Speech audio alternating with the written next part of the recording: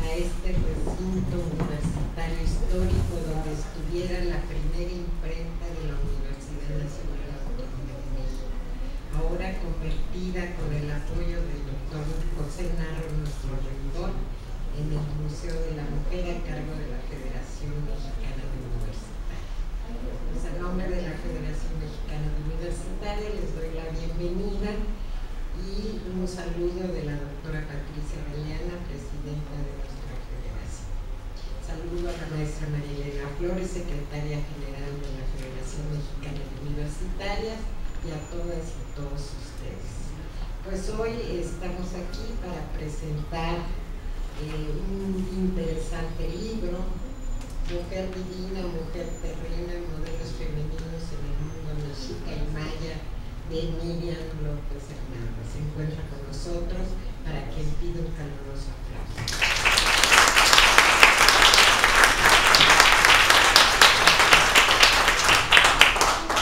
Bien, Miriam es licenciada en Ciencias de la Comunicación por la UNAM, licenciada en Arqueología por la Escuela Nacional de Antropología e Historia, maestra en Antropología por el Instituto de Investigaciones Antropológicas de la UNAM, en donde actualmente cursa el doctorado. Ella ha estudiado la condición de las mujeres, la relación de género y la sexualidad en la época prehispánica, y tiene varias publicaciones, entre ellas Letras Femeninas en el Periodismo Mexicano, de Mujeres y Diosas Aztecas, Género y Sexualidad en el México Antiguo, junto con María Rodríguez Chado, y Las Mujeres Mayas en la Antigüedad, con la misma coautora. Entonces, este libro va a ser comentado por distinguidas personalidades que voy a tener el gusto de presentar en el momento que nos su intervención. Bien, en primer lugar, presento a la doctora Pilar Alberti Manzanares, que nos acompaña, por favor, una parte. Ella es doctora en Antropología por la Universidad Complutense de Madrid, realizó la maestría en Antropología Social en la Escuela Nacional de Antropología e Historia y la licenciatura en Antropología de América en la Universidad Autónoma de Madrid. Cursó estudios de especialización en el Programa Interdisciplinario de la Mujer del Colegio de México y realizó un diplomado en Cooperación al Desarrollo y Género financiado por el Instituto de la Mujer en España y la Unión Europea. Actualmente se desempeña como profesora investigadora titular del Colegio de Postgraduados en Ciencias Agrícolas y es integrante del Sistema Nacional de Investigadores en nivel 1. Ha impartido numerosos cursos de capacitación a diversas instituciones gubernamentales y sociedad civil sobre género y ha sido consultora internacional para el Banco Interamericano de Desarrollo y la FAO. En relación a sus publicaciones, estas han tratado sobre género, transversalización de la perspectiva de género en políticas públicas, mujeres rurales e indígenas, así como sobre desarrollo y equidad de género. Ha coordinado 3 libros de manera individual y 7 en conjunto con otras académicas. Actualmente es coordinadora del modelo de equidad de género en el Colegio de Postgraduados. A nivel internacional, ha sido profesora invitada del Máster de Género y Desarrollo de la Universidad Complutense de Madrid y conferencista magistral en la Universidad de Gotemburgo en Suecia, de la Universidad de Sevilla, de la Universidad de San Carlos en Guatemala y Universidad de Córdoba, Argentina. Le damos la palabra a la doctora Pilar Alberti.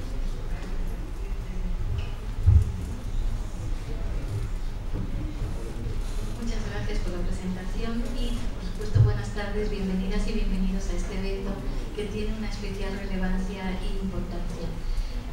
Ciertamente agradezco la amable invitación de Miriam a participar en esta presentación de su libro y, además de agradecerle esta amabilidad, también agradecer el escenario en el que nos encontramos.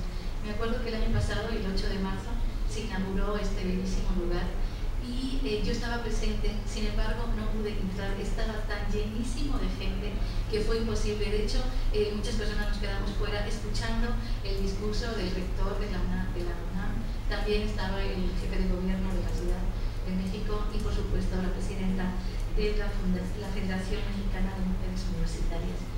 Como digo, realmente para mí tiene un gran significado el estar en este espacio simbólico de un museo de la mujer, y realmente el libro que se presenta está muy relacionado. De hecho, ustedes habrán visto en el recorrido del museo que una de las partes que trabaja es la parte prehispánica, está en la planta baja, y posteriormente históricamente va relatando la participación de las mujeres en la historia de México. Dicho lo cual, quisiera empezar mencionando que también yo actualmente resido en Texcoco, y Texcoco fue un centro mexica de una gran importancia, con uno de los tlatoanis más importantes que fue Nezahualcóyotl. Por ello también el presentar este libro relacionado con mi propia trayectoria personal y vivencial tiene un significado muy importante en mi caso. Quisiera iniciar con dos preguntas que parecieran una adivinanza, de esas que utilizan los niños y las niñas en sus juegos, cuando dicen ¿en qué se parece una cosa a la otra? Y entonces la contestación sería lo que correspondiera. En este sentido quisiera empezar con una adivinanza, obviamente es una adivinanza académica, y la pregunta sería ¿en qué se parecen las diosas mexicas y mayas a las diosas incas, griegas y romanas? Y lo mismo podríamos decir en qué se parecen las sacerdotisas Cihuatanacazque, que serían mexicas, las Ayacuna, que son incas, y las vestales romanas. ¿Alguien sabe la respuesta? La adivinanza inicial. Vamos a ir revisando, y justamente el libro va a ser la respuesta a esta pregunta de inicio. Quisiera mencionar que en mi investigación, cuando yo realicé mi tesis de doctorado, era precisamente sobre las diosas mexicas, y fui recorriendo distintos archivos, bibliotecas, tanto de España, París, también México, en la Ciudad de México, y justamente encontramos un documento inédito en la Real Academia de la Historia en Madrid, que hablaba precisamente de las Cihuatanacazque. Eran una serie de pergaminos, de documentos que están catalogados como los libros o los documentos del caballero Lorenzo Boturini, y justamente revisando estos 46 volúmenes que ocupan esta compilación de documentos prehispánicos y mesoamericanos, encontré uno que hablaba precisamente de las sacerdotisas. Obviamente quien escribió este documento las comparaba con las vestales, y es entendible en el sentido de que un referente de sacerdotisas dedicadas a un panteón religioso comparara lo que se encontró en México prehispánico con lo que era la Grecia clásica. En ese documento se describen todas las actividades de las sacerdotisas, cómo eran educadas, cómo estaban, desde qué edades entraban al Cihuatanacazque, que sería el convento, y cómo iban realizando sus tareas, y también los destinos que tenían en cuanto a matrimonios o el culto a los distintos dioses del panteón mexica. También en cuanto a la Sayacuna, mi trabajo desde la Complutense de Madrid fue en el ámbito arqueológico, etnohistórico y antropológico. Por lo tanto, también tuvimos ocasión de visitar Perú y específicamente participar en un yacimiento arqueológico muy cerquita de Cusco, en donde estaba asociado junto con hay un patrón arquitectónico que junto con los templos del sol, que eran dedicados a Viracocha, que es uno de los dioses más importantes del panteón incaico, estaban las ayacunas como en zonas de convento asociado también con el templo del sol. Esto significaba que incluso con un patrón arqueológico podíamos decir que si había templos del sol, había asociado directamente estos otros monasterios de monjas incaicas. En esta visión entonces de las ayacunas, las Cihuatanacazque y las vestales, ustedes saben que las vestales estaban relacionadas con un culto al fuego. El fuego, digamos que era el espíritu de la nación romana, y de hecho cuidar que el fuego no se apagara era una cuestión de Estado, seguridad de Estado. Por lo tanto, estas mujeres tenían una responsabilidad política, religiosa, y también asociada con las clases más altas de la toma de decisiones. De estos tres grupos, las Cihuatanacazque, las Ayacuna y las vestales, lo que encontramos son características muy parecidas. Por ejemplo, el hecho de estar relacionadas con lo religioso y lo político. También la producción de textiles. El textil considerado como un elemento de moneda de cambio, que generaba productos estados y gobiernos. Por lo tanto, la producción de estas mujeres era importantísima para la economía de estos estados, de estos gobiernos. Y en el hecho de las vestales no eran tan numerosas como las había con una mastigatonacacia, porque las vestales eran 6 y eran escogidísimas de la clase, la élite romana, pero ciertamente también una característica que comparten, que es la virginidad, el hecho de que ellas fueran jóvenes vírgenes y además precisamente por las normas que implicaban que si se transgredía esta normatividad, el castigo era la muerte. Veíamos que también se observa en estos otros grupos de sacerdotisas en la época prehispánica de América Latina. Quisiera mencionar que también hay un elemento importantísimo, y es que estos grupos de sacerdotisas y diosas están relacionadas con gobiernos patriarcales, y esta precisamente va a ser la característica que nos va a dar la clave para entender la situación de las mujeres y de las diosas en estos tres romanos, griegos, incas y mexicas. Digamos que estos gobiernos se basaron su estructura de poder en la religión y en la guerra, y este es un dato fundamental para entender la lógica de los modelos femeninos en el mundo mexica y maya, como veremos a continuación. De manera sintetizada voy a exponer la pregunta de investigación, el objetivo y la hipótesis que plantea el libro. Si bien la autora no explicita una pregunta específica de partida, sin embargo podríamos deducir que sería la siguiente: ¿cuáles eran las atribuciones y valoraciones que recibieron las mujeres de las culturas mexica y maya a partir de la concepción que tenían sus diosas? Con lo cual es una pregunta que está relacionando el mundo divino con el mundo terrenal, y cuál era la valoración de ese mundo conjunto femenino en el grupo, en el gobierno, el estado mexica y maya. Por lo tanto, podríamos decir que el objetivo, hay varios objetivos, podemos hablar de 3 objetivos. El primero, que está entresacado de las propias palabras de la autora, sería determinar el rol de género que les fue impuesto por su sociedad y que se vio reflejado en su panteón. Reflejar este rol de género en el panteón y en la vida cotidiana no es tarea fácil. Sin embargo, la autora va desilvanando los conceptos de la cosmogonía, de la religión, y los va aterrizando a lo que eran las mujeres terrenales de la sociedad mexica y maya. La autora expresa también como un objetivo importante que de las culturas mexica y maya, a partir de la concepción que se tenía de sus diosas, por lo tanto, es determinar el rol de género que les fue impuesto por su sociedad y que se vio reflejado en su panteón. Y de lo anterior se derivaría la siguiente hipótesis, que la autora menciona como premisa. Dice: mi premisa es que las mujeres mexicas y mayas encontraron en las diosas el arquetipo divino para cada una de sus acciones y buscaron imitarlas por el deseo de ser a su semejanza. Estas deidades fueron un modelo de comportamiento para las mujeres en beneficio del poder masculino. Esto quiere decir que la asimetría de género de la que fueron protagonistas las mujeres estuvo sustentada por el pilar ideológico más fuerte de su cultura, que era la religión. Y cito textualmente de la autora. También la siguiente es una cita, dice: en ambas culturas las deidades masculinas fueron superiores tanto en jerarquía como en número, lo que puede traducirse en un mayor poder de los hombres sobre las mujeres dentro de su cosmovisión. La existencia de las deidades femeninas estuvo en función de lo que se esperaba socialmente de las mujeres, con lo cual formaban parte de ideas y creencias que sostenían el orden masculino establecido. Y esta aquí la cita de la autora. Estamos hablando de un orden establecido y cómo esta presencia de las diosas en comparación con los dioses en el panteón mexica tiene menor peso simbólico, importancia y también de presencia. En ambas culturas, las deidades masculinas, estamos hablando de estas, fueron superiores en la jerarquía, pero estamos hablando también de un orden masculino. ¿Cuál era este orden masculino? Y digamos que yo me atrevo a afirmar que era el orden patriarcal. ¿En qué consiste ese orden patriarcal? Para contestar me voy a permitir aludir a Jan Sinoda, conocida feminista junguiana, que escribió 2 obras claves para entender las identidades de mujeres y hombres. El título de estas obras son Las diosas de las mujeres y Los dioses de los hombres.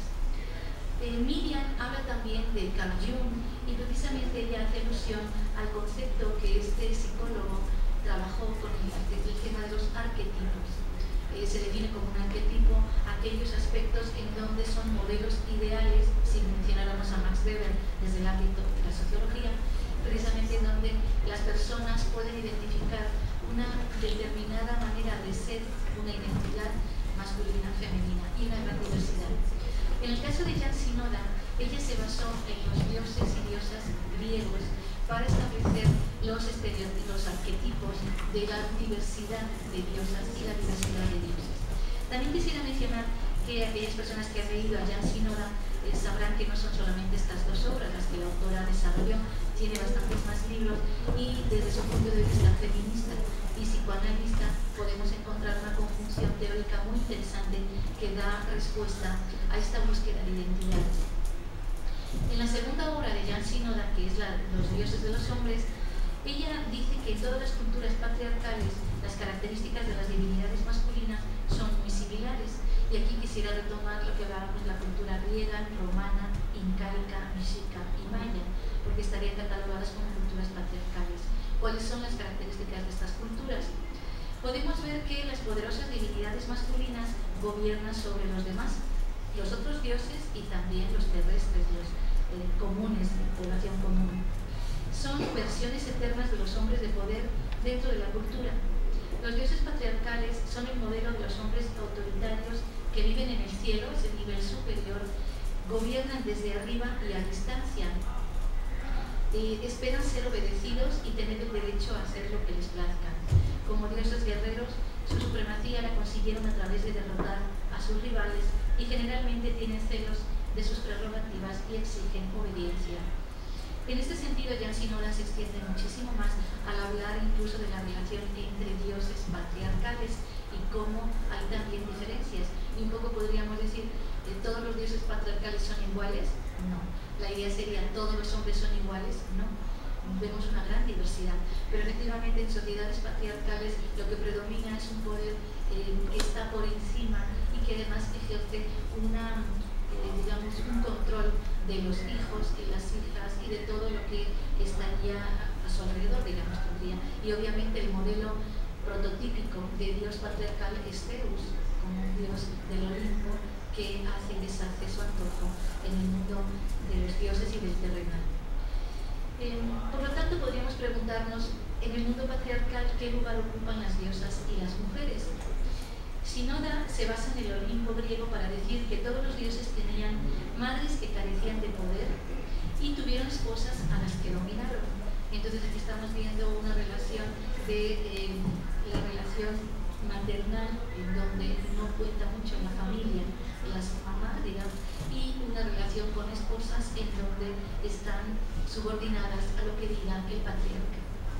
En la cultura patriarcal se debe obedecer a la autoridad y se debe hacer lo necesario para conservar la autoridad que ya se tiene. Esta es la responsabilidad de los patriarcas. Las maneras en cómo se conserva la autoridad y el control, vamos a ver que son de distintas maneras, en donde quizás la prepotencia, la soberbia, la violencia son las características que están presentes. Tampoco hay lugar, digamos, en esta autoridad no hay lugar para la vulnerabilidad, la ternura y la inocencia. Por eso aquellos hombres que muestran este tipo de características son criticados, son relegados y aislados, no prosperan en las sociedades patriarcales. Por lo tanto, tampoco hay lugar para la empatía ni la compasión por los enemigos, ni competidores ni rivales. De hecho, esta falta, digamos, esta crueldad hacia los enemigos, que son un peligro para el poder y el control patriarcal, estos enemigos son aniquilados. ¿Les parece que estas características son aplicables a los caballeros águila mexica? La forma de organizarse, y que también si el mundo patriarcal se ve reflejado en las guerras floridas para obtener cautivos para el sacrificio humano. Entonces veríamos algunos paralelismos con este mundo patriarcal descrito en general y cómo se podría aplicar al mundo mexica. Al respecto, Sinoda sostiene que la labor del hombre se cumplía ofreciendo el corazón y la sangre. Me refiero a la autora Miriam, sostiene que la labor del hombre mexica se cumplía ofreciendo el corazón y la sangre a los dioses como alimento para lograr el equilibrio entre los polos opuestos, orden y desorden, vida y muerte, masculino y femenino. Y gracias a esto, el universo seguiría funcionando sin que peligrara la vida económica y social de la comunidad. Y cierro comillas.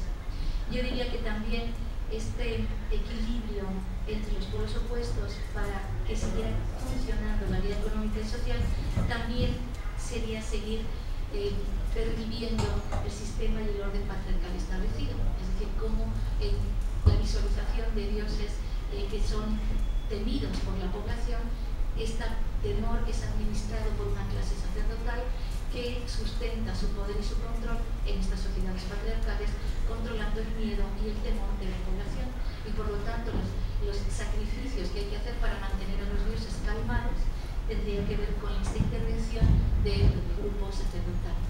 Por lo tanto, el grupo es de una gran fuerza y poder en la sociedad mexica, en todas estas sociedades patriarcales, griega, romana, inca. Volviendo a la cultura mexica y maya, la autora Miriam nos expresa lo que sería el segundo objetivo del libro.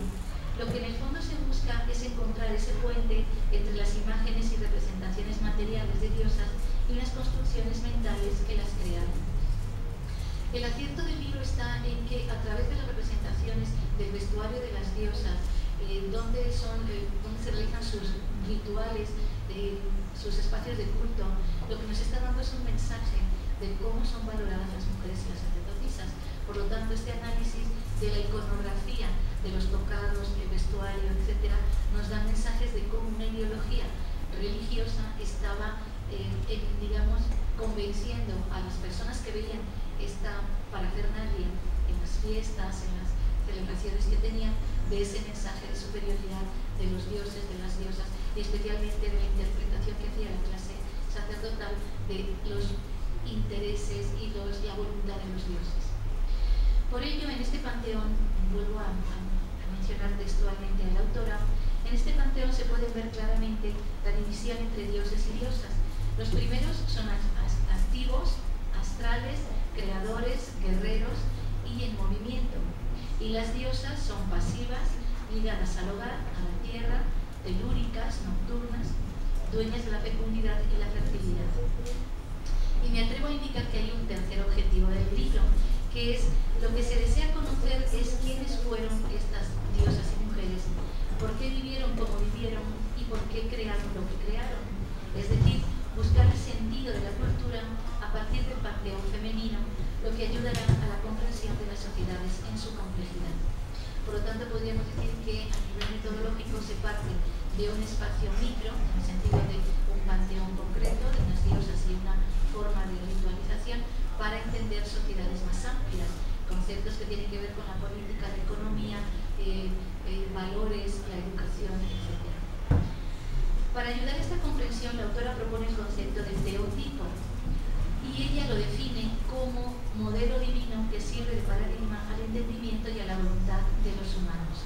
Esto está explicado en la página 23, pero más adelante, en la 161, la autora dice que el teotipo es el ideal esperado para cada género. En cierta medida, aquí estaríamos aludiendo a la influencia de Jung cuando él hablaba de los arquetipos para entender las identidades, y Miriam propone el concepto del teotipo porque se basa en los dioses para entender las identidades de hombres y de mujeres en esta cultura mexica y maya. Centrándonos en lo que es la cultura mexica, en lo referente a este capítulo, la autora nos dice que los mitos formaron parte de esa comunicación simbólica con el universo y fueron el vehículo para su comprensión. La religión fue el modo como se articularon esas formas cósmicas de pensamiento con el ser humano, y a través de su sistema de creencias sintonizó a los seres humanos con el orden del cosmos. Por lo tanto, veríamos que esta comunicación simbólica entre el cosmos y el ámbito terrenal fue entender ese pensamiento del ser humano en el mundo, en la sociedad y en la relación con otros y otras de la misma comunidad. La religión mexica es un sistema de creencias jerarquizado que funda su existencia en un orden mitológico complejo y se apoya en un dogmatismo fatalista. El tema fundamental que la sostiene es el de la cólera de los dioses, que puede provocar grandes catástrofes y aún el fin del universo. De esta manera, existe un aparato ritual destinado a obtener el equilibrio a la vez cósmico y social.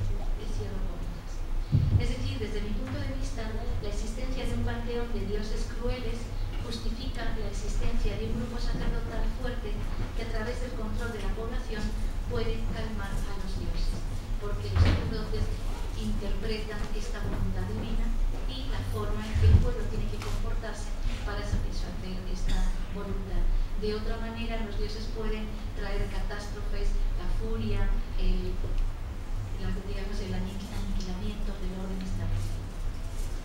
El panteón mexica fue la imagen fiel de la jerarquía social que lo generaba. Reproducía en aquel la división sexual del trabajo existente en ella, así como la subordinación de la mujer, la negación de la feminidad y su consiguiente desvalorización. Esta es una cita realizada por Rodríguez Shadow, una admirada y querida compañera especialista también en la época prehispánica, que Miriam retoma en su libro. En las culturas patriarcales se fomenta la misoginia, esa es mi voz, estoy hablando de Miriam, etc. Esta sería mi opinión, el que en las culturas patriarcales se fomenta la misoginia, como se muestra en lo que dice la autora. Las deidades femeninas ocuparon un papel marginal en la creación de la humanidad. Nunca se les dio importancia primordial a una diosa. La divinidad femenina necesitó siempre de un dios acompañante con los mismos atributos y que tuviera un radio de acción mayor. Los mitos religiosos justificaron la conveniencia de la subordinación y el sometimiento en el que se mantenían a las mujeres. Cierro las comillas. Estamos hablando entonces de la cultura mexica y de los fundamentos religiosos en los que se fundamentaba. Cuando hablamos de las diosas mexicas, es otro de los capítulos del libro, la autora presenta que los grupos del panteón mexica proviene de distintas tradiciones culturales y Miriam hace referencia a dos grandes de estas tradiciones. La primera sería la que identifica diosas con características maternales y protectoras. Estas son diosas ligadas al hogar, a la tierra, la noche, la sexualidad y la fertilidad. Estas diosas no son propiamente mexicas, sino que fueron adoptadas por la cultura mexica a lo largo de su trayectoria histórica en la relación con otros pueblos o en la conquista de otros pueblos. Por ejemplo, diosas que pertenecerían a esta influencia serían las relacionadas con la agricultura, como por ejemplo Xilone, que es la diosa del maíz tierno, Chicomecoatl, la diosa del maíz maduro, Mayagüel, Chalchutlicue, Iztaccíhuatl, Xochitecatl, por decir algunas diosas.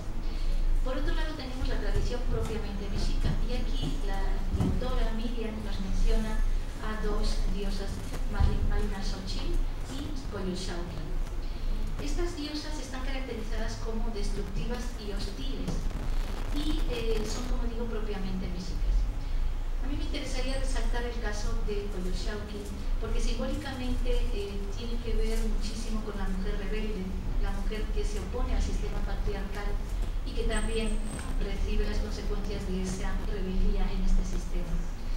Esta diosa azteca mexica, que podemos asociar a la rebeldía femenina frente al patriarcado, Miriam dice que Coyolxauhqui se ve como el arquetipo de la diosa que quiso arrebatarle el poder a su hermano Huitzilopochtli.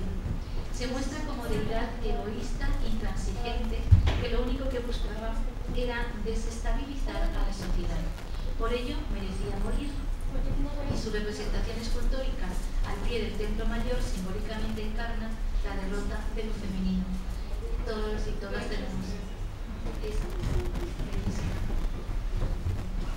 escultura de Coyolxauhqui. Miriam, ciertamente esta derrota de lo femenino frente al poder patriarcal que era representado por Huitzilopochtli, yo estaría añadiendo que además de la derrota de lo femenino, estamos hablando de lo femenino tanto en el terreno político como religioso. Y vemos entonces esta visión de que dentro de las crónicas mexicas, como Coyolxauhqui se atrevió a, digamos que, intentar arrebatar el poder a Huitzilopochtli, se justifica que fuera ajusticiada, desmembrada y además expuesta al pie de los templos más importantes en Tenochtitlan, que era el templo de Huitzilopochtli y de Tlaloc. Y ahí es donde se encontró las excavaciones arqueológicas que se realizaron en la Ciudad de México. Miriam, la autora del libro, incluye una clasificación de las diosas indicando el origen del nombre, también la descripción de sus atavíos, de en qué actividades realizaban, así como los ámbitos de acción. Ustedes van a encontrar en el libro una pormenorizada descripción de las diosas mexicas, lo cual para las personas que investigan lo que es la religión es de suma utilidad, porque además están mencionadas las fuentes, los códices en donde se pueden encontrar estas imágenes y estas descripciones de las diosas en concreto. También Miriam hace un interesante capítulo sobre los lugares de culto. Podemos hablar de diosas que eran se les rendía culto en los caminos, en los cerros, en zonas abiertas, era un culto popular. También tenemos diosas que eran celebradas, ese culto arquitectónicamente en zonas estructuradas, en templos, también en templos relacionados con dioses, etc. También Miriam nos relata rituales que se realizaban en honor de las diosas, sacrificios humanos y la imaginería oficial y popular, la condición femenina y también sobre las mujeres mexicas, incluyendo una caracterización de las mujeres pipiltin, macehualtin, los oficios que realizaban las mujeres mexicas y la diferenciación genérica entre hombres y mujeres. Toda la información está sustentada en fuentes etnohistóricas y una amplia bibliografía actualizada. Posteriormente, Miriam da paso a la cultura maya, que en este sentido daré la palabra al comentarista que se va a ocupar de este tema, pero para terminar me centraré en un apartado de las conclusiones donde Miriam dice: con el proceso de la conformación de los estados mesoamericanos se produjo una declinación en el estatus femenino, traducido en una marginación política, económica, social y religiosa. El arte fue el medio por el que se materializaron las concepciones genéricas. Es una forma de difusión, en vez de ser las redes sociales, era precisamente los bajorrelieves, las esculturas, para definir qué es lo que se quería de las mujeres y de los hombres en la sociedad, revestido con este valor simbólico de la religión. Mis comentarios finales respecto a la obra es que se trata de un trabajo sumamente interesante por sus aportes en diversas materias. Podríamos decir que aporta en la teoría de género, aporta en la historia prehispánica, en la etnohistoria con una visión de género, también en los aspectos de la arqueología de género y la antropología con perspectiva de género. Quisiera terminar felicitando por estos resultados a la autora, que además se aúnan a sus otras publicaciones como De mujeres y diosas aztecas, publicada en 2011, Género y sexualidad en el México antiguo, en colaboración con María Rodríguez Shadow, y Las mujeres mayas en la antigüedad, también en colaboración con María Rodríguez. Por cierto, también quisiera felicitar a María Rodríguez por esta feliz y fructífera colaboración con Miriam López. A ambas les transmito el interés de mis alumnas por conocer sus publicaciones y además preguntar dónde se puede adquirir el libro. Ustedes tienen la respuesta aquí, ya no necesitan preguntar dónde se adquiere porque aquí mismo tienen la posibilidad de comprarlo. Yo les animo a que así lo hagan porque realmente es un libro muy valioso en este contexto que he explicado y en las materias los que aporta dentro de la academia, dentro de la ciencia, especialmente la perspectiva de género. Muchísimas gracias por su atención y felicidades a Miriam.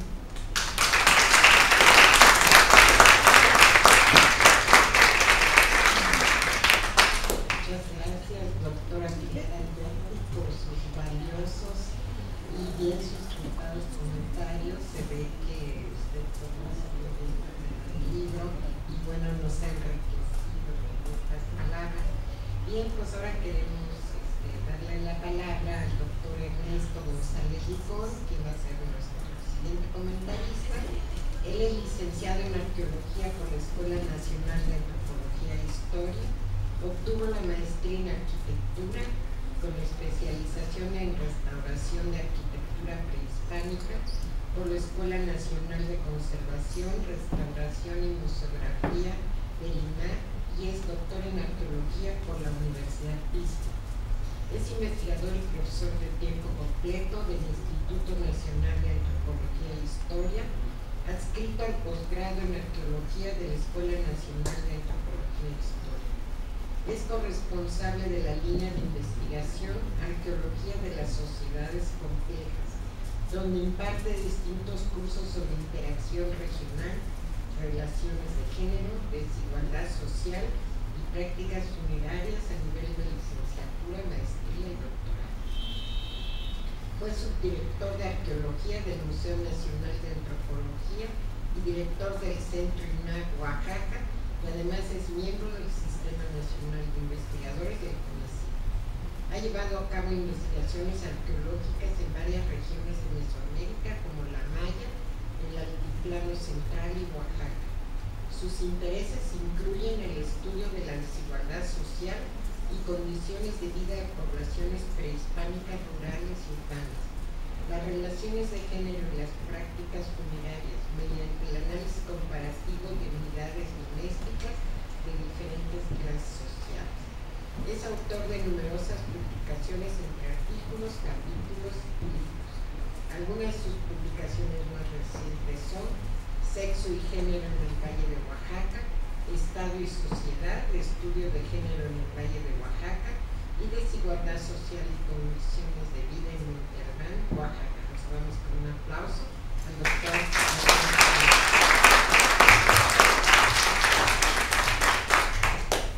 Muchas gracias por tan amable presentación. Me uno al placer que produce estar aquí en este museo tan extraordinario. Quiero igualmente agradecer a Miriam López Hernández por su amable invitación a estar esta tarde con ustedes comentando su más reciente trabajo, Mujer Divina, Mujer Terrena, modelos femeninos en el mundo mexica y maya. Esta tarea, como decía, es para mí un honor y un gusto, ya que conozco a Miriam hace algunos años, no muchos porque ella es joven, además de talentosa, pero también porque este libro representa un gran esfuerzo y un acercamiento muy interesante al estudio de las relaciones de género en nuestro país y en el mundo académico en general. Los estudios de género son relativamente recientes, como señala la misma Miriam en su libro, inician alrededor de los años 60 ya el siglo pasado, ya no suena tan reciente, ya suena un poquito tan viejo. Tal vez alguno de los aspectos más fundamentales y en los que este libro hace mucho énfasis es en la diferencia que existe entre sexo y género. El sexo define las características biológicas y reproductivas de los individuos, algunas de las cuales son visibles como los genitales y otros no visibles como los cromosomas. Género es la actividad cultural adscrita a cada individuo que desempeña roles, comportamientos y actividades generalmente prescritas por la cultura en la cual vive. Nosotros mismos generalmente nos definimos en uno de estos dos extremos binarios y ello nos impide encontrar una relación correcta, un balance entre el aspecto biológico de macho y hembra con lo social de masculino y femenino. Movernos entre estos extremos, aún en nuestros días de conquistas y derechos gays, lésbicos y transgéneros, requiere de un alto grado de reflexión y sobre todo para poder interpretar sociedades pasadas. Este libro nos da la oportunidad de hacerlo y en sus capítulos iniciales nos señala de manera muy puntual cómo es que esta división binaria entre los géneros es producto del colonialismo de nuestro cuerpo, iniciado en el siglo XIX y construido con parámetros muy rígidos, donde el concepto de hombre y mujer tendían a conformar una misma idea que abarcaba lo biológico y lo social. El sexo era y es predicado bajo la idea de que solo tienes dos opciones, macho y hembra, hombre y mujer. Lo mismo puede decirse del género, que se apoya en esta división biológica para definir lo masculino y lo femenino. Este precepto establece las normas y por ende los parámetros para interpretar, clasificar y juzgar todas las actividades de los seres humanos, en todas las culturas presentes y pasadas y en todos los rincones del planeta.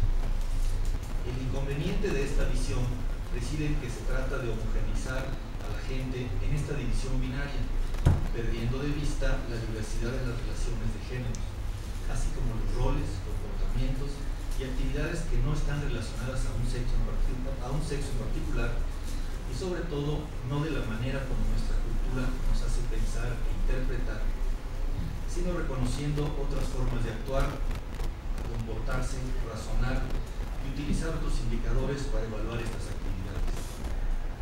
Los estudios de género modernos, como este libro que nos ofrece Miriam esta tarde, nos permite llegar a interpretaciones más complejas de la identidad y roles de las personas en diferentes comunidades, como la azteca y maya, que ella aborda con profundidad, no delimitados por indicadores biológicos simples, sino inmersos en mucho más complejas formas de reconocer dichos comportamientos.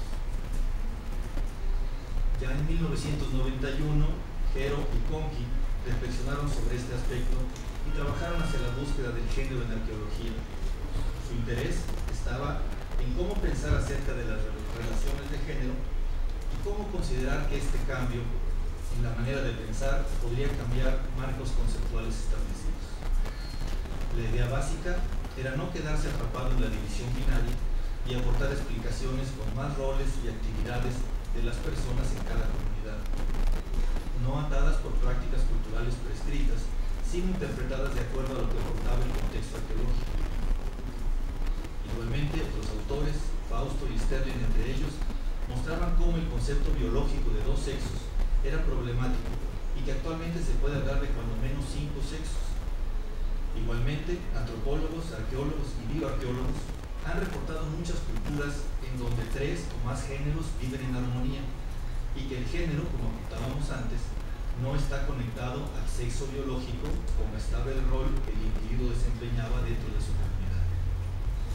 Aún reconociendo que el espectro de la identidad humana está ligado tanto biológicamente al sexo y a la identidad de género, y que dicha identidad del individuo dependerá de sus experiencias vividas dentro de sus parámetros culturales, como apunta la autora, por medio de la perspectiva de género se han replanteado viejos problemas y además ha permitido cuestionarse acerca de la organización social, económica y política, como en el caso del sistema de parentesco y el matrimonio. Antes de que pase a hablar de manera más específica del libro de Miriam, y ya que el tema es el género, la mujer y las diferencias entre hombres y mujeres, veo que además hay mayoría de mujeres, así que hay que ser cuidadosos en este punto. Permítanme contarles 2 cuentecillos que permiten entender estas diferencias con un poco de humor. El primero dice así: durante una expedición a una cumbre muy alta, hubo una luz y de manera inesperada quedaron colgando de una misma cuerda 11 personas, 10 hombres y una mujer. La cuerda no era lo suficientemente gruesa o resistente como para soportar el peso de todos, por lo que decidieron que una persona debía soltarse. De otro modo, todos caerían. Sin embargo, no lograban elegir quién sería esa persona. Pero entonces, la mujer, con voz firme, anunció que se ofrecía voluntariamente para soltarse de la cuerda. Después de todo, dijo, estaba acostumbrada a relegar sus intereses propios, ya que como madre siempre daba prioridad a sus hijos. Como esposa, anteponía los intereses de su marido a los propios. Como hija, se doblegaba ante su padre. Como profesional, permitía que sus jefes obtuvieran el crédito por sus logros. Como mujer, dijo, alzando la mirada hacia el infinito y poniéndose una mano sobre el corazón, su misión en la vida era sacrificarse por los demás, sin esperar nada a cambio. Eufóricos de emoción y orgullo, los hombres, como siempre tan tontos, rompieron en aplausos y cayeron al vacío.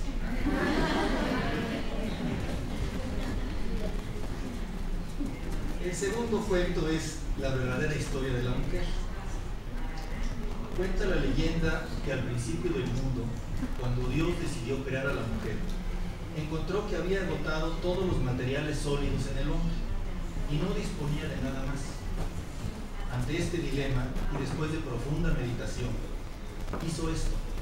Tomó la redondez de la luna, las suaves curvas de las olas, la tierna adhesión de la enredadera, el trémulo movimiento de las hojas, la esbeltez de la palmera, el tinte delicado de las flores, la amorosa mirada del cielo, la alegría del rayo del sol y las gotas del llanto de las nubes, la timidez de la tórtola y la vanidad del pavo real, la suavidad de la pluma del cisne, la dulzura de la paloma, crueldad del tigre y la frialdad de la nieve. Mezcló tan desiguales ingredientes, formó a la mujer y se la dio al hombre. Después de una semana vino el hombre y le dijo a Dios: Señor, la criatura que me diste me hace desdichado, quiere toda mi atención, nunca me deja solo, charla intensamente y llora sin motivo. Se divierte en hacerme sufrir y vengo a devolvértela porque no puedo vivir con ella.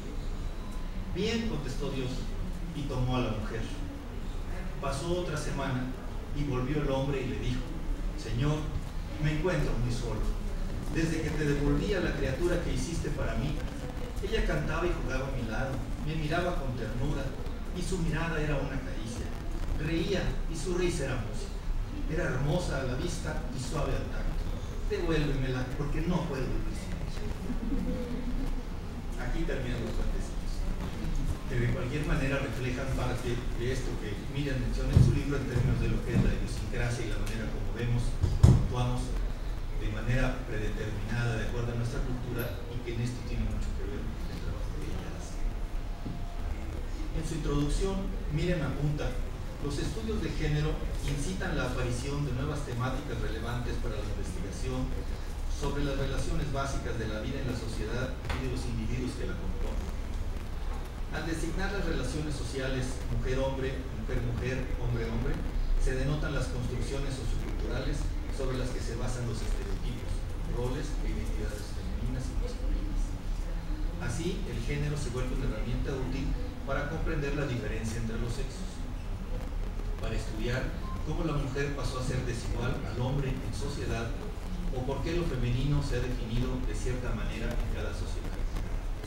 En este libro, Miriam explora las relaciones de género con una metodología muy productiva, ya que utiliza una aproximación émica y otra ética. La primera es la que tenían de sí mismos tanto mayas como mexicas,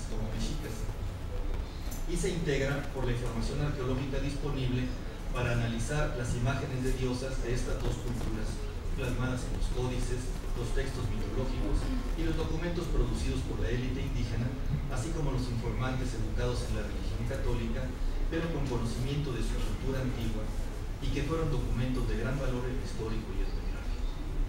Igualmente, Miriam utiliza todas aquellas representaciones materiales de dichas deidades mexicas y mayas, estelas, esculturas en piedra de dichas diosas en bajo y alto relieve, las figurillas y objetos de cerámica donde también se encuentran representadas.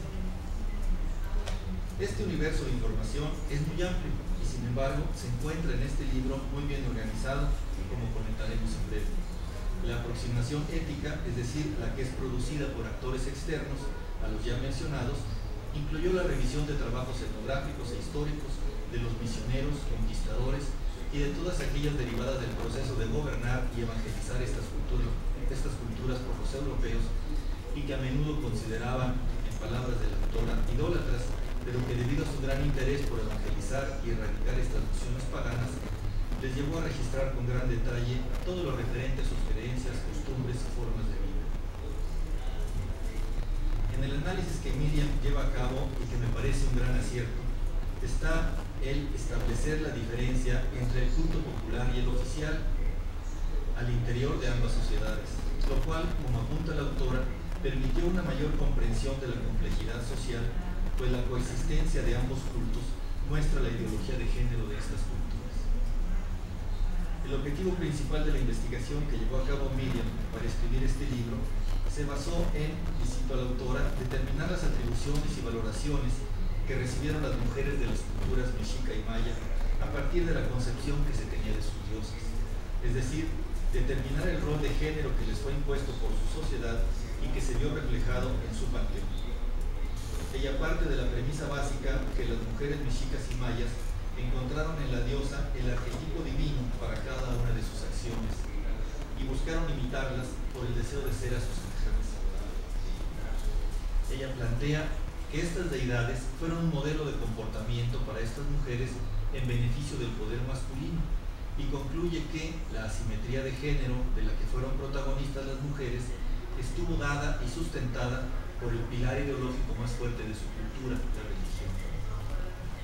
Miriam señala al respecto que en el fondo lo que buscaba era encontrar ese nexo entre las imágenes y representaciones materiales de diosas y las construcciones mentales que las crearon, pues se puede inferir que sus características no fueron seleccionadas accidentalmente y son parte del proceso de construcción de las identidades humanas.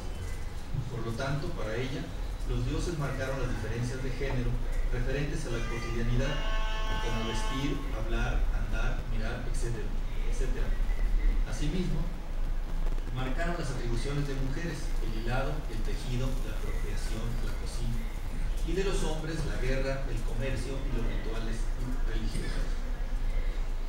Apunta la autora con mucha razón que las mujeres no viven la misma condición genérica, pues difieren en cuanto a sus situaciones de vida, estatus, clase social y edad, y en los grados y niveles de inequidad que experimentan. Las mujeres en sociedad están determinadas por las relaciones de género, económicas, sociales, jurídicas y políticas, por las instituciones estatales y sociales que las reproducen y por las diversas formas de la conciencia social, los lenguajes, las cosmogonías y las ideologías que las representan, las interpretan y expresan. De este modo, ella señala que en la mayoría de las representaciones de mujeres, estas aparecen arrodilladas o sentadas, con el cuerpo sobre sus pies. A diferencia de los hombres que calzaban sandalias, las mujeres iban descalzas. El libro que ahora nos ofrece Miriam López Hernández es una gran aportación a los estudios de género y ofrece una propuesta muy interesante en cómo abordar este tipo de investigaciones, con además una fuente de datos de la escultura mexica y maya muy valiosos. Está escrito de manera que permite leerse con fluidez y disfrutar de la información ahí plasmada. Además de la descripción detallada de las deidades mexicas y mayas, nos ofrece un capítulo sobre el concepto de género y la manera como se ha abordado estos estudios hasta el presente. Igualmente, y para darle contexto a la parte central del libro, incluye un capítulo sobre la religión en Mesoamérica, con pormenorizadas descripciones y definiciones de conceptos claves para la discusión final como ideología, cosmovisión y religión. La parte central del libro, como había señalado antes, es la referida a la cultura mexica y maya.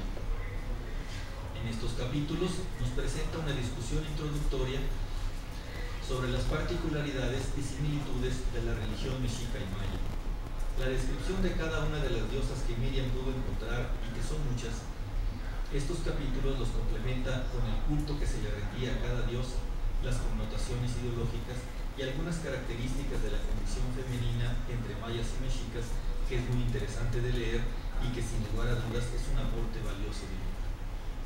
En el capítulo de conclusiones, Miriam señala que en la medida que las sociedades se volvieron más complejas, el estatus y los roles femeninos declinaron, con lo que se fueron marginando en los ámbitos políticos, económicos, sociales y aún religiosos.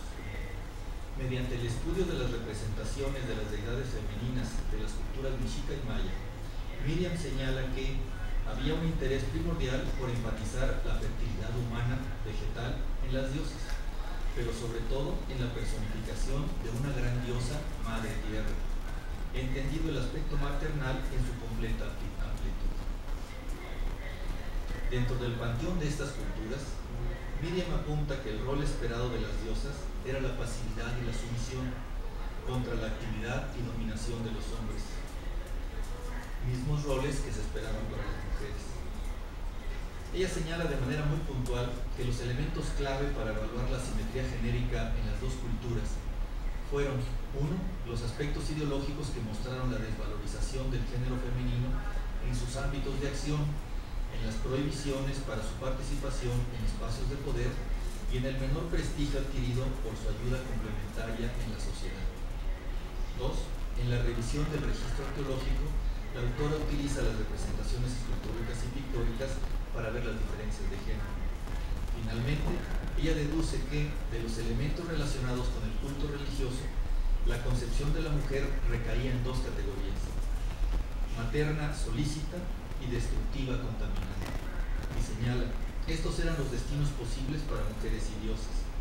Si se buscaba la aceptación de la comunidad, tenían que ser obedientes de los ordenamientos sociales y actuar conforme se esperaba de ellas, ser trabajadoras, afanosas y reproductoras sociales.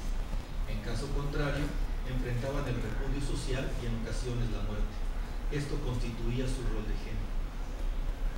Esta situación de desigualdad de género que Miriam nos presenta en su libro, basada en datos duros e incontrovertibles sobre la sociedad mexica y maya durante la época de España, fue una condición que a la llegada y dominación de los conquistadores españoles se mantuvo, ya que en la sociedad europea de esas épocas la condición de la mujer no era mejor.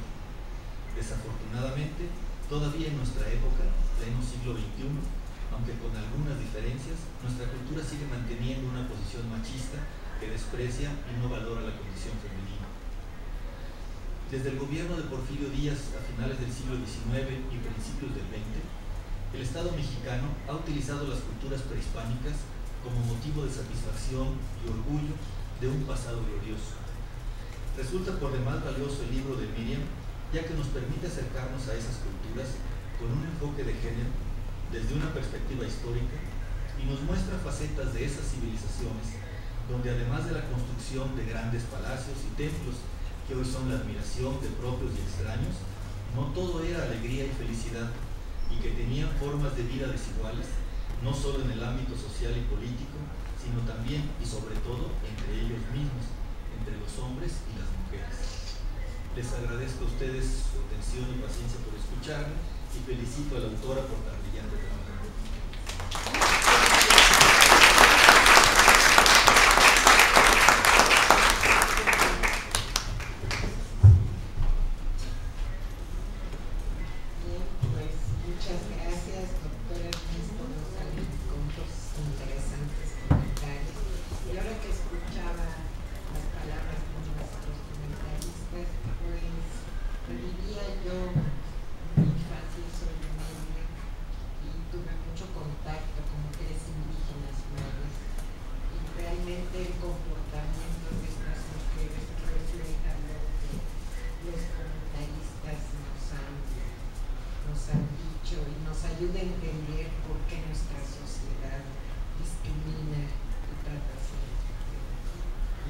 Entenderlo pues nos puede hacer cambiar. Y bueno, también quiero decirles que el viernes pasado en el programa Mujeres a la Tribuna, que es un programa a cargo de la Federación Mexicana de Universitarias, del cual es titular la doctora Patricia Gadiana, presidenta de nuestra federación, invitamos a Miriam para que hiciera comentarios de su libro. Y bueno, yo estuve presente en ese programa y me dio muchísimo gusto ver la respuesta de todos. Recibimos muchísimas llamadas felicitando a Miriam y al programa por haber tratado este tema tan interesante, que a lo mejor pensamos que porque son temas de arqueología, de antropología, pues no van a ser de interés general, pero yo me sorprendí, no entraron más llamadas porque los teléfonos estuvieron ocupados todo el tiempo. Entonces, ahora es una primicia para mí la presentación del libro y pues nos congratulamos de estar presente en esta noche presentando este libro. Bien, pues le voy a dar la palabra a la autora del libro para que hable.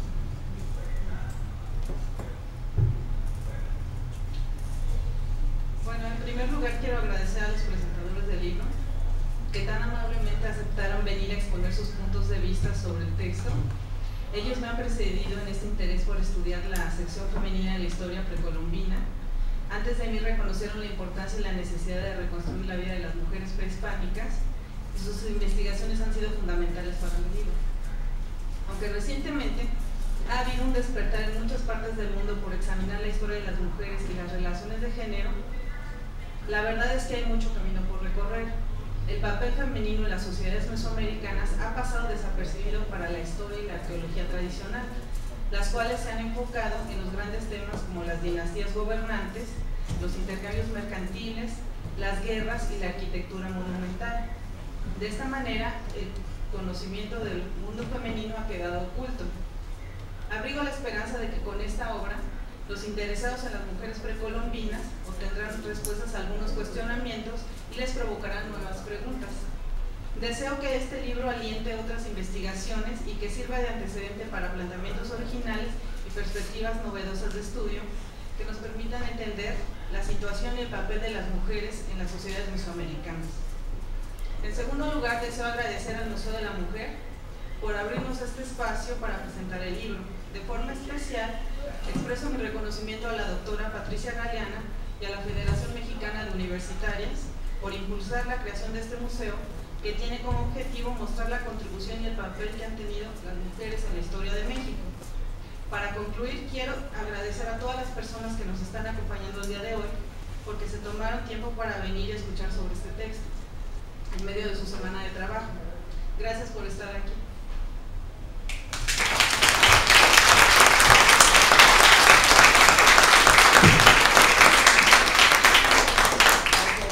También por aceptar presentar este libro que sin duda engalana el Museo de la Mujer. Bueno, vamos a tener un espacio para preguntas de ustedes, ya que tenemos expertos aquí que pueden ayudarnos a aclarar dudas o comentarios.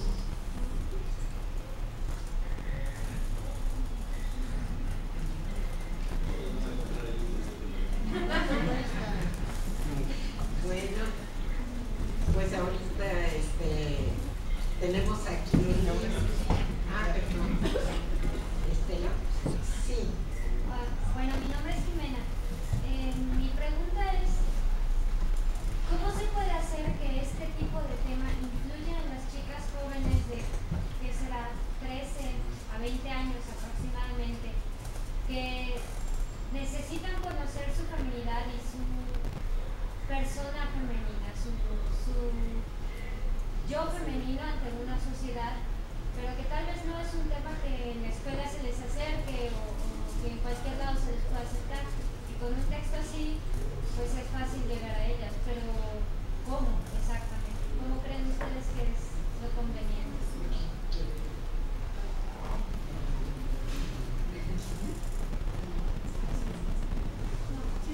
Bueno, pues me parece importante conocer la historia, y bueno, los estudios de género han abierto pues nuevas perspectivas en la historia, la reconstrucción de nuestra historia pues nacional, y en ese sentido pues sería importante que conocieran pues sí desde lo más antiguo, ¿no?, que tenemos, que son las culturas prehispánicas.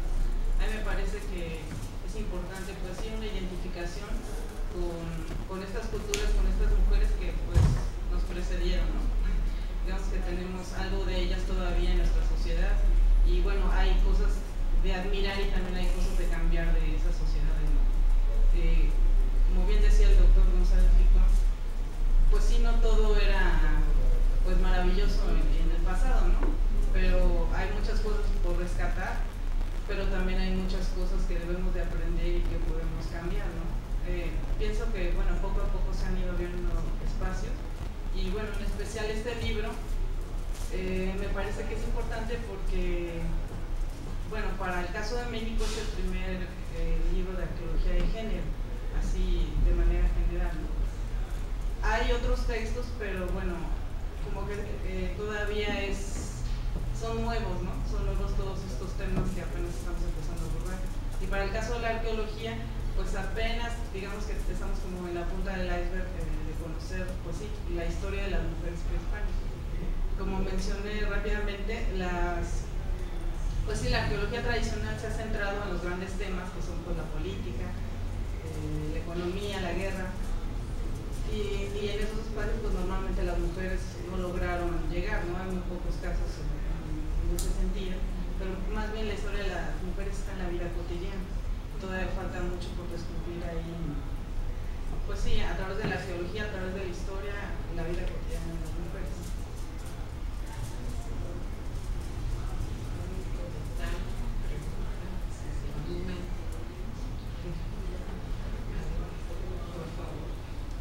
Yo sé muy poco del tema. Si nos dice su nombre, por favor. Me llamo Oscar.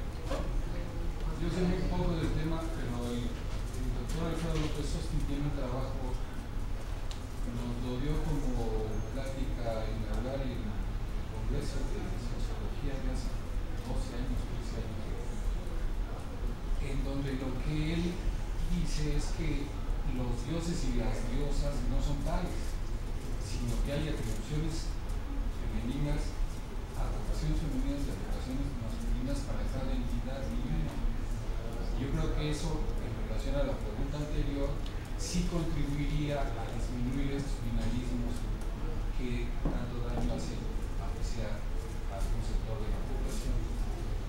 En ese sentido, el trabajo de Ana Fausto Sterling, que es una sola persona, se llama Ana, no son dos personas, hay que tener cuidado con ese trabajo en particular, porque sí es biología y así es genetista, pero se quiso bajar tanto al nivel que se le entendiera que así. Pero sí, el género no es, hay un alto porcentaje de personas que vivimos en este planeta que no somos lo que el médico quisiera como hombre perfecto, mujer perfecta, menos el psiquiatra, menos el policía, menos el probito. Entonces, en esta dinámica yo creo que sí se está haciendo mucho y yo creo que esto contribuye absolutamente a romper esos estereotipos y a darnos posibilidades de evolución del mundo. Y pido una disculpa porque no fue pregunta. ¿Algún comentario? Las manos. Por favor.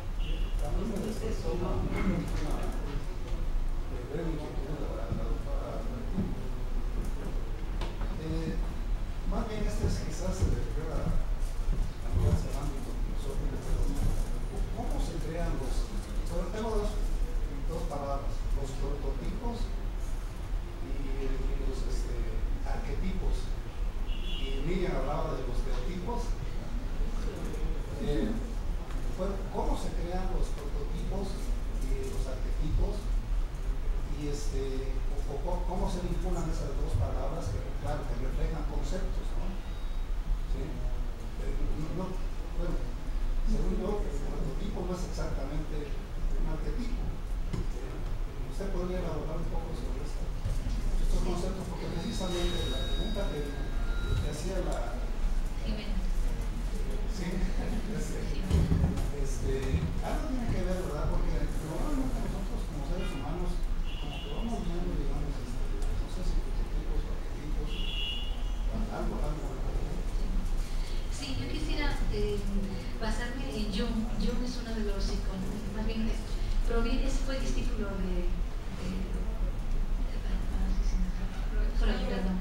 de Freud, y se separó de la teoría de Freud para formar su propio camino, y el concepto clave que él maneja, Jung, es el de arquetipo. Quisiera mencionar, usted decía prototipo. Mire, habría que manejar 4 conceptos. Uno es prototipo, estereotipo, arquetipo y teotipo, incluyendo lo que Miriam está mencionando.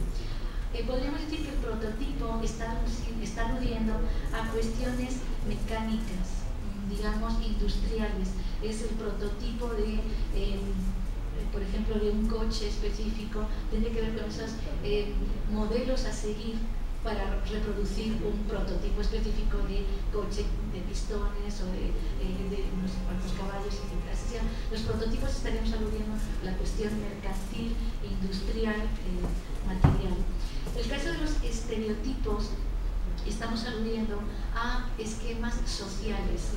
El estereotipo de la mujer de su hogar, la buena mujer, digamos, es un estereotipo que tiene que ver con el modelo ideal de sociedad que aquí mencionaba yo a Max Weber, en donde él dice, podríamos pensar, el hombre ideal mexicano se caracterizaría por estas características, y podríamos mencionar las que corresponden. Por ejemplo, Goodman es un sociólogo norteamericano que habla de los estereotipos del hombre norteamericano.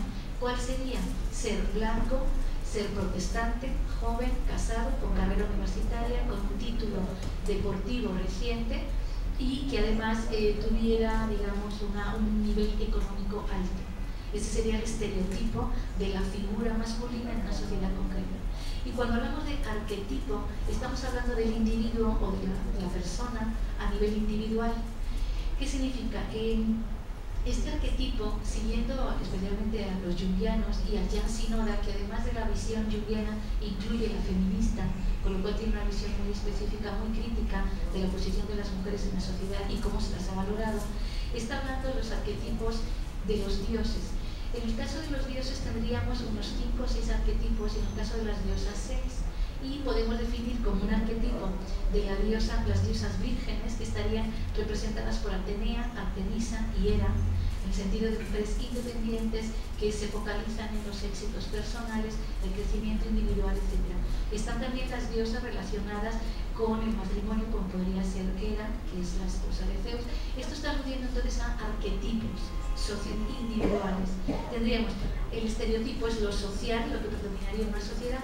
El arquetipo es el individuo y cómo va activando a las distintas diosas y dioses y cómo se está contextualizando en una cultura. La cultura influye en cada persona, el ámbito familiar, las dificultades que encuentra a lo largo de su vida, las personas con las que se relaciona, enfermedades que pudo tener, etc. Entonces, y los teotipos que estarían planteándose con Miriam es la influencia, digamos, de las diosas y dioses en las personas y cómo esos modelos a seguir están influenciando en su identidad. Entonces, eso sería como una de manera muy simplificada, porque obviamente el tema de los estereotipos ha sido trabajado mucho en sociología y en antropología, los arquetipos más en psicología, los prototipos de la industria mecánica, etc., y los teotipos por la parte de la rama, específicamente con Miriam, la parte de la religión y la sociedad.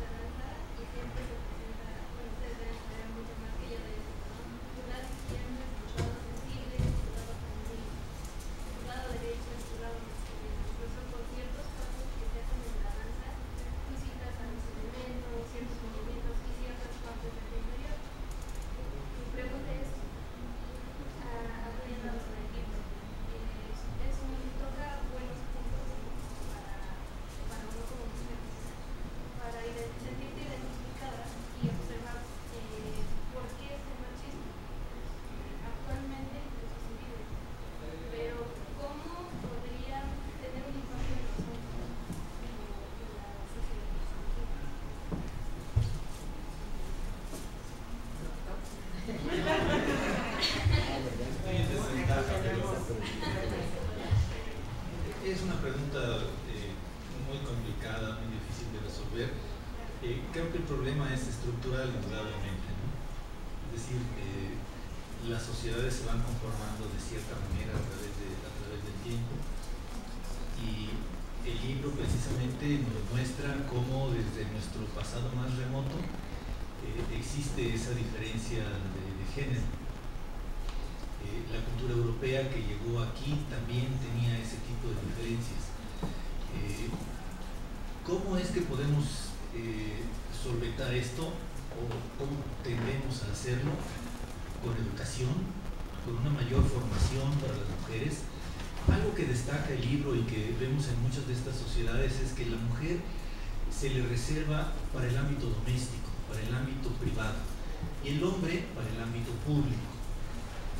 Inclusive la actividad, una de las actividades básicas de sociedades ya agrícolas, que es la elaboración de cerámica, y lo menciona también Miriam en su libro, y es algo que se usa mucho para referirse a estos modelos de cómo concebimos a los hombres y a las mujeres. Cuando se hace cerámica nada más para el consumo de la familia, del grupo doméstico, se dice eso, que es una actividad doméstica y la hacen las mujeres. Cuando esta fabricación de cerámica ya incluye diseños más elaborados o una producción mayor que permite la venta o el intercambio de estos productos, se vuelve una industria y son los hombres los que se la llevan a cabo. Es el mito del hombre el cazador, la mujer la recolectora. La mujer no se puede mover porque tiene que cuidar a los hijos o porque está embarazada. Son este tipo de mitos que han pesado y pesan en nuestra sociedad. ¿Cómo lo podemos evitar? Con educación, con formación. Las mujeres que trabajan hoy en día, las mujeres que dependen menos de los hombres porque son autosuficientes, se dejan menos en términos de la dominación. Son las que poco a poco van abriendo. No es fácil porque es un problema, decimos, estructural, y porque nuestra misma cultura, la manera como pensamos y la manera como debemos de sentarnos, de vestirnos, de hablar, todo esto que es lo que Miriam también menciona en su libro, en esta cultura maya y mexica, existen normas, existen parámetros que de manera inconsciente seguimos porque somos parte de una cultura. Y ahí está establecido que la mujer debe de ser de una manera y no de otra, y los hombres de una manera y no de otra.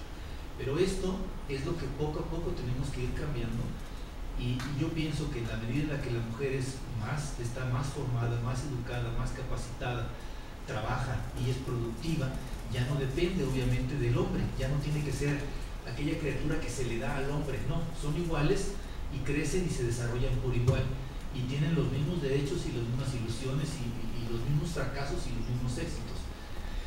Y es a nivel de lo que preguntaba también la compañera al principio, este tipo de actitudes ante la vida, pues es lo que se tiene que divulgar, de que no es una realidad establecida ni es algo que no se puede cambiar. Las sociedades van cambiando y se van modificando a través del tiempo. En la medida en la que podamos ir modificando este tipo de aspectos, tendremos mujeres más capaces, hombres más preparados para entender que las mujeres tienen esa capacidad y que tienen no solo todo el derecho, sino la necesidad de hacerlo, ¿no? Entonces es complejo, pero creo que tiene una vía. Y este tipo de libros, como hemos estado reflexionando aquí, nos hace pensar de que esta situación que se da de sumisión, de menor calidad por parte de las mujeres, es algo que, aunque es histórico, no es inamovible, es algo que se puede cambiar y se puede modificar. Quisiera mencionar sí, justamente retomando para contestar el planteamiento que hacía la compañera Carla, cómo tener un impacto en los hombres, quisiera mencionar que precisamente desde el ámbito teórico de la perspectiva de género, los estudios de las masculinidades han apoyado enormemente a esta reflexión, en donde si bien en una primera etapa era necesario que para las mujeres hicieran un reconocimiento, una visibilización de su valía, de sus aportes, y eso se centró muchísimo la primera antropología de la mujer a lo largo, digamos, de la academia, de la historia de la academia o la historia del género en la academia. Lo que observamos actualmente es que es necesario reflexionar y profundizar en lo que son los comportamientos masculinos, y en ese sentido las nuevas masculinidades, las propuestas que se hacen desde grupos de hombres, y aquí quisiera mencionar pues un icono importantísimo en México que es Daniel Catés, cuando inició con los laboratorios de la masculinidad en los años 90, después han seguido muchísimos otros grupos en Jalapa, en la Ciudad de México, etc. Lo que hacen es una reflexión de las masculinidades y eso es muy útil. Quisiera mencionar a Luis Bonino. Él es un psicólogo que trabaja las masculinidades y específicamente un artículo que para mí me parece muy interesante que se llama Los micromachismos, en cómo a veces en las sociedades hay una disminución del machismo evidente, especialmente asociado con violencia doméstica, violencia hacia las mujeres en el ámbito político, económico, etc. Pero hay distintas etapas, podríamos decir. Si bien es necesario desmontar el machismo e estas sociedades patriarcales que han subordinado a las mujeres de manera evidente en la toma de decisiones, etc., también existen los micromachismos, que son comportamientos mucho más sutiles que se ven día con día en las relaciones entre hombres, entre mujeres, entre hombres y mujeres, y cómo se van realizando.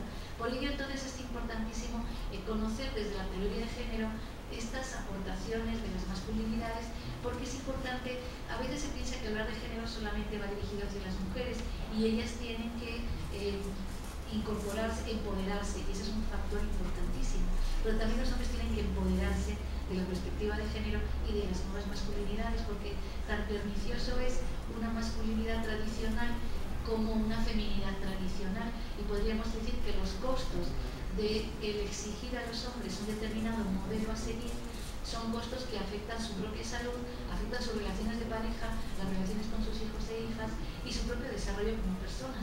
Entonces, a veces las presiones masculinas son impuestas por un sistema en donde tienen que ser un hombre de verdad, y esa definición del hombre de verdad es realmente costos muy fuertes de poner el trabajo como eje de su vida. No importan los infartos que tengan por estas presiones, que no importa, siempre tienen que demostrar que son los mejores, bebiendo, conduciendo, teniendo posesiones a nivel de poder político, económico, etc. Entonces los costos, como digo, son muy altos. Entonces esta línea de la perspectiva de género, contemplando las masculinidades y específicamente los micromachismos, es algo que nos da un panorama interesantísimo de cómo también la reflexión de los propios hombres es necesaria. Es decir, no es que corresponde a las mujeres a tener un espacio en la sociedad, que ellas tengan ese empoderamiento. Es un trabajo importante a nivel de las mujeres, pero también de los hombres. El constituir grupos de reflexión solamente masculinos hace que, con la honestidad de decir, pues ni somos los más picudos o chingones, me disculpan por la terminología popular, pero ciertamente sí hace ver con esa visión, es decir, pues es que nos está llevando este sistema neoliberal, patriarcal, digamos, de la economía, de la política, en una visión en donde lo que importa es el éxito masculino, no importa a qué precio, no importa que nos estemos llevando pues, la naturaleza, las relaciones humanas, el crecimiento espiritual, para conseguir más dinero, más poder, más prestigio, más, el concepto de más. Entonces, bueno, esto tiene que ver con una reflexión desde la perspectiva de género, los estudios de género y las masculinidades, que es muy interesante. Y las recomendaciones se pueden buscar en internet. Luis Bonino, bajar este artículo de los micromachismos, yo creo que va a servir bastante para como ir aterrizando y dar luz en este tema. Por lo tanto, también tiene mayor impacto en los hombres este libro en concreto que nos está poniendo de manifiesto una cultura anterior. Realmente podemos ver cómo se aplica en el momento actual. Comentaba el doctor González Ricón, cómo actualmente todavía existen nichos de machismo que se ven en la sociedad, que podemos observar desde las telenovelas, los anuncios de productos, comentarios, chistes, etcétera, que se viven en México, pero no solamente en México. Pensemos, y a veces no se habla de esto, de los feminicidios en Estados Unidos. Se habla de los feminicidios en México y en Guatemala, por ejemplo, y se habla de que tanto Ciudad Juárez como el Estado de México tienen los más altos índices de feminicidios. Pero en Estados Unidos, ¿qué pasa con los asesinatos en serie de mujeres que son descuartizadas, asesinadas? Entonces, a veces hablamos de sociedades y quizás tenemos la visión de que lo más evidente son sociedades en donde el machismo todavía está muy presente, pero ciertamente las sutilezas de los es decir, que es una mujer muy sexy. Pensemos en las mujeres norteamericanas, en donde en la escuela estamos hartos y hartas de ver películas en donde lo que se busca es que sea muy sexy, muy popular, la muchacha popular que tiene su grupo, y además ella sale con el que es el jefe o el mariscal de campo. Eso es un modelo machista, patriarcal, absolutamente en blanco y negro, así se definiría, ¿no? Sin embargo, pareciera que no hay machismo en Estados Unidos porque es una sociedad muy evolucionada, democráticamente hablando, económicamente, y después evolucionada en el aspecto de género y de igualdad. Podríamos poner sus asegúnes y encontraremos ejemplos en México mucho más democráticos en participación de hombres y mujeres que no en Estados Unidos, por ejemplo, ¿no? Podríamos hablar de sociedad francesa, de cualquier otra sociedad, pero si vemos esta visión de la perspectiva de género, estaríamos identificando esos focos rojos de machismo, de una visión, digamos, que no está apoyando a las personas para que desarrollen sus propios talentos y dones, independientemente de que sean hombres o mujeres.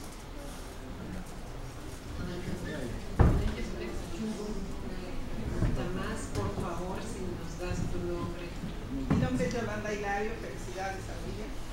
Y una pregunta, ¿dónde podríamos encajar o de dónde surge el matriarcado que ha afectado a nuestra sociedad y de por sí vivimos todavía esos impactos sociales que rige casi toda nuestra sociedad? ¿Y cuál sería la diferencia con el feminismo? Yo entiendo que hay algo de diferencia entre el matriarcado y el feminismo. Esas serían mis dos preguntas. Bueno, pues matriarcado pues sería cuando gobiernan las mujeres, pero bueno, en nuestra cultura no lo ha habido. A lo mejor al interior de las familias las mujeres sí tienen un papel muy importante en la toma de decisiones o digamos que están detrás de muchas decisiones de la familia. Sí, pero ¿qué? Vamos a poner. Pues cómo se sientan de la mesa y cosas así. Pero eso no cambia la historia. No, de hecho no, en México no. Bueno, ha habido gente que dice que hubo matriarcado en Europa, pero en realidad no hay evidencias de eso. Hay libros que se han escrito sobre eso, pero no hay evidencias de eso. Y bueno, el feminismo es otra cosa. El feminismo es pues si lo vemos desde la academia, es ese interés por descubrir, por ejemplo, desde la academia de historia, por ejemplo, de descubrir la historia de las mujeres, una historia que no ha sido, por ejemplo, investigada o que no se conoce, pero que obviamente puede investigarse, nada más es cosa de buscarla. Y bueno, sí es también ponerse, digamos, que otros lentes cuando uno se acerca, por ejemplo, a los objetos arqueológicos, ver ahí cuál es el papel de las mujeres. A veces en las excavaciones arqueológicas pues no se toman en cuenta algunos descubrimientos porque están relacionados con las mujeres, ¿no? Entonces también el interés del investigador en ponerles más en conocimiento. Pero bueno, el feminismo pues es una corriente que surge en la política, digamos, en la educación, desde la academia, pero surge en los 70. Entonces es, digamos que como un avivamiento, un interés en descubrir esta parte de la historia de las mujeres que no se conocía o que no se le había prestado atención o que no se consideraba relevante.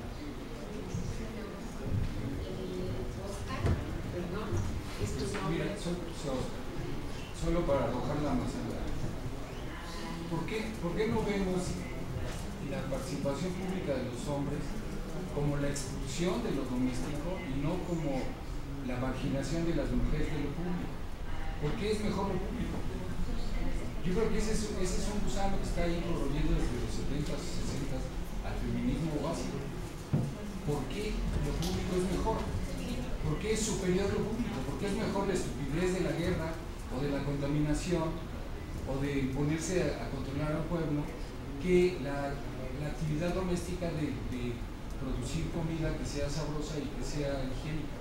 O sea, yo creo que ahí hay nomás la arrojo como manzana porque no tengo una respuesta, pero yo creo que desde la visión que tenemos de lo superior y lo inferior ya estamos haciendo una discriminación inherente a la discusión misma. Esa es un rol.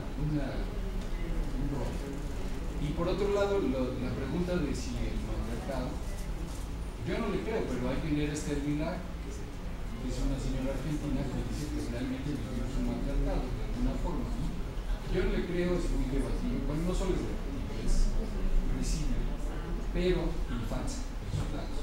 Pero si alguien quiere una bibliografía sobre ese tema, pues Esther Vilar con un montón de libros en donde según ella las mujeres son las que tienen poder y obligan a los hombres a trabajar para ellas, ¿no? Entonces, yo no comparto, pero ahí está. Nada más quiero comentar algo. Bueno, desde el feminismo de hecho se critica eso, o sea, no se desea el poder para hacer las cosas igual que los hombres, porque el poder, bueno, desde la política, desde el servicio público, etcétera, pues lo que busca es lo que decía la doctora Clara, pues el capital económico, sobre todo, ¿no? Sobre la ecología, sobre las familias, etcétera. Lo que se plantea y lo que se ha buscado, que se ha llegado un poco con el modelo de género recientemente, es pues sí hacer las cosas de manera diferente, desde las relaciones entre las personas, que eso podría influir en cómo se gobierna un país, o sea, cuáles son las prioridades en un país, si no sé, tener reservas en los bancos o que realmente la gente iba mejor. Entonces, ese es el planteamiento de último comentario. Bueno, pues creo que nos hemos enriquecido la presentación de este libro con los comentarios de expertos en el tema, y yo creo que nos ha hecho reflexionar sobre nuestras herencias culturales a cada uno de nosotros y de nosotras. En mi caso, la herencia árabe y maya, pues desde que uno nace, pues nos mata. Y llega un momento en que pensamos que es natural, que es una ley divina, que los hombres se comporten de una manera y de otra. Creo que este libro nos hace entender cuál es el origen, y en el fondo, yo no sé, no soy experta, pero creo, ya lo mencionaron, está el poder. El poder que en las sociedades patriarcales está en manos de los hombres, y creo que estamos en una sociedad patriarcal, pero eso no es ley divina. Y si queremos cambiar, creo que lo tenemos que cambiar desde las mujeres, porque los hombres no van a querer dejar de comer. Entonces, precisamente la Federación Mexicana de Universitarias aglutina un grupo de mujeres interesadas en la reflexión de estos temas importantes, de la historia de la lucha de las mujeres en México, ya lo dijo Miriam, para entenderla y para que entendamos también cuál es el papel que tenemos las mujeres en ese cambio que las jóvenes aquí están tan preocupadas, y que el doctor Ernesto nos ha dicho que la educación puede hacer y que el cambio pues lo tenemos que hacer principalmente las mujeres. Por lo menos me queda claro de todo lo que se ha dicho desde la visión de una contadora administradora, pero interesada en que las mujeres tengamos un papel protagónico en el cambio de México que tanta falta nos hace, ¿no? Entonces, pues no me queda más que agradecerles la presencia en esta noche, agradecerle a Miriam la oportunidad de presentar su libro, a la doctora Pilar, al doctor Ernesto por tan valiosos comentarios, y a todos aquellos que han preguntado y enriquecido esta sesión con sus valiosos comentarios. Muchas gracias, y los invito a que compren el libro, pero no solo que lo compren, que lo lean y aprovechen, porque es un comercial. Esta noche tenemos un precio especial para el libro, porque esta es una primicia, y desde luego yo me voy a llevar uno porque ya me lo pidieron desde una familiar árabe que vive en Denver y que se enteró y me dijo, tráeme un libro. Y entonces creo que es un tema muy interesante, y como ustedes han visto, muy bien escrito. Entonces los invito a que lo compren, a que lo lean, a que lo recomienden, y que trabajemos por este cambio, ¿verdad? Para tener un México. Muchas gracias a todos.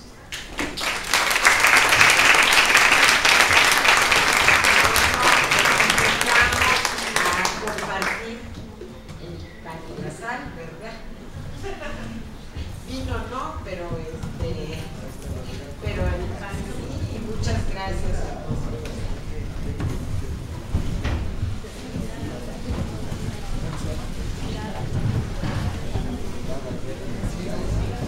¿Qué?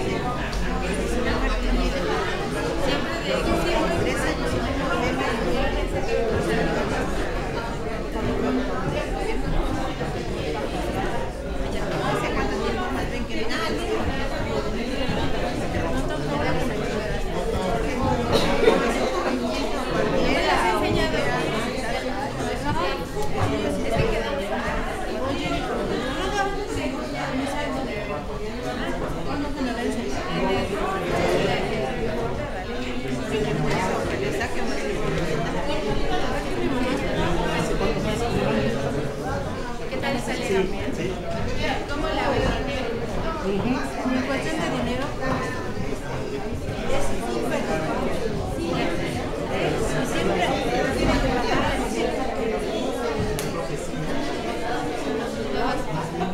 Después de que me bajan, que digo,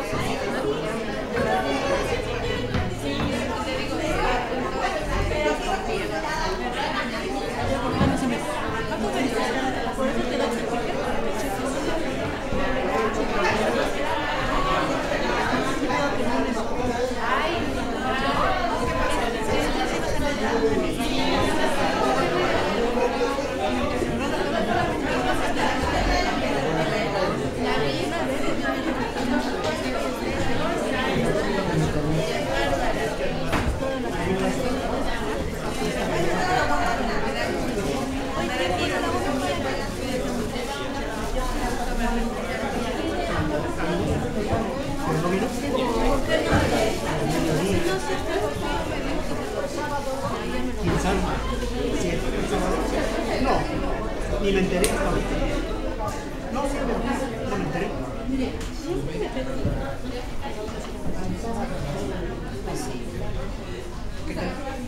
Ella estaba en la cocina, yo he hablado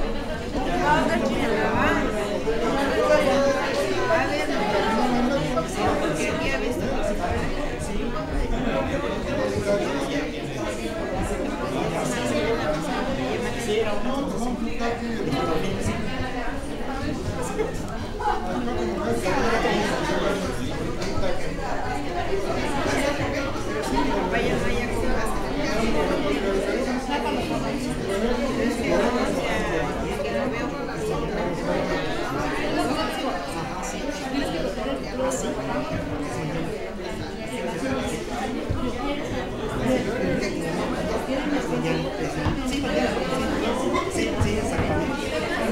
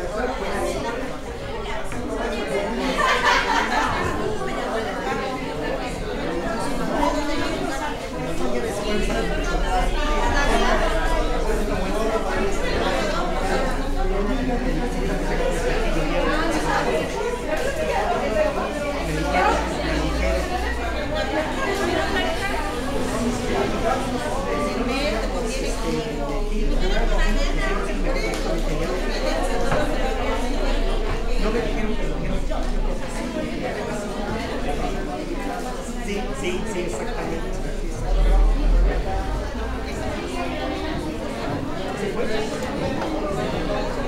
Fue el que me dijo esto.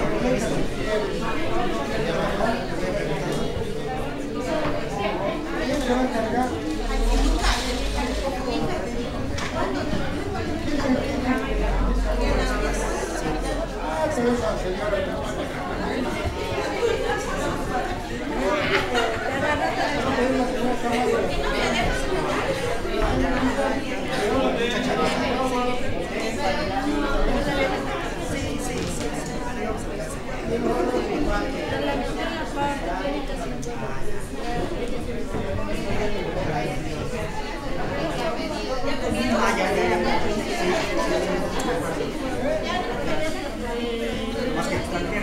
Sí, cabemos para la